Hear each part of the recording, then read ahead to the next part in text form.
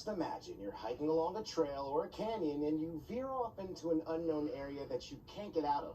That's what happened to 3 Utah hikers who were stuck in chest-high water with only an iPhone to help. This morning, a group of friends are grateful to be alive after surviving a terrifying nightmare.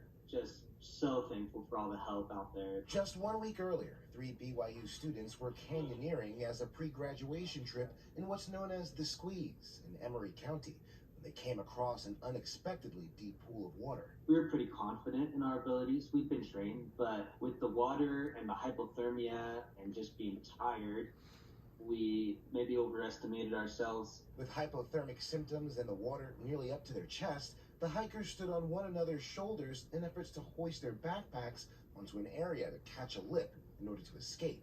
Still, they couldn't reach the top to move beyond the pool. But nothing was really working, and it reached a point where I had been in the water for about 3-4 hours, and I was just really starting to get hypothermia and start to lose it. I was planning to spend the night there.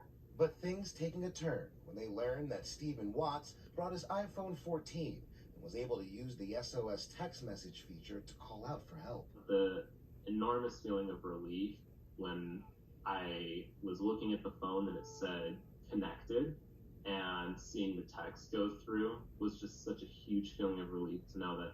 Introduced in 2022, Apple's emergency SOS feature allows users to text emergency services for help via satellite, even when traditional cell service or Wi-Fi is unavailable. That critical iPhone feature was also put to use in December after a couple lost control of their car, eventually crashing almost 250 feet into a canyon in California. Despite managing to alert the authorities, the 3 of them still had to build a fire to help against the biting cold. Emergency services eventually finding the 3 hikers and pulling them out of the canyon in a daring nighttime rescue.